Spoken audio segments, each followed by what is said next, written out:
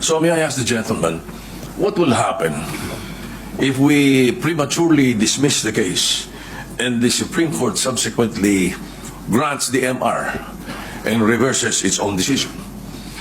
The question, Mr. President, is speculative. Yes, yes. May I have a speculative answer, Mr. President? We cannot speculate. We can only guess, second guess. Because on the basis of our experience as a practicing lawyer, Mr. President, ito pong ganitong klaseng desisyon, talaga pong wala na pong kaduda-duda na kahit po mag-file pa tayo ng motion for reconsideration. We are hoping against hope. It is as if we are wishing for the moon.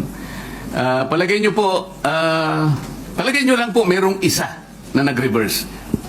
Hindi rin po ma-overturn eh. Kasi po ang kailangan po ninyo ay 8 ang mag-reverse.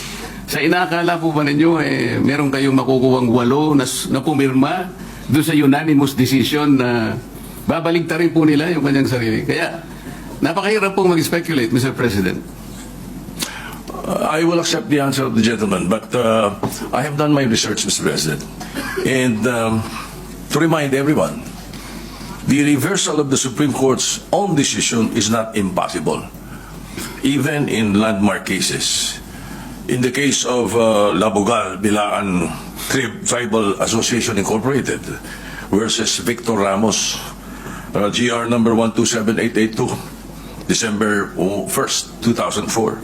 Questioning the constitutionality of Republic Act 7942 or the mining law, the Philippine mining law.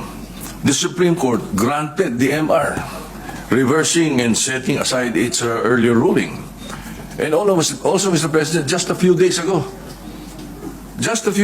the Supreme Court reversed its own ruling on the definition of a stockholder. This is the case of Lily Lopez versus Lolito Lopez with GR numbers 25497-957-58. So, may kasabihan po tayo, ang tumatakbo ng matulin, kung matinik ay malalim. Kaya dapat siguro, pag-isipan muna natin kung tama ba na bago magdesisyon ang Supreme Court, basta ibasura na natin ang kaso na ito. Unang-una po, Mr. President, gusto kong malaman, yung po bang mga kasong sinabi nyo, unanimous decisions po ba lahat? I am not sure about that. But one thing I can say is that if there is a mistake, unanimous decision could become a unanimous mistake. Wala pa pong nangyari gano'n, Mr. President. At saka po tayo, pag nananakbo, ako po ay nakasapatos at saka sa kalsada kaya hindi po ako matitinik.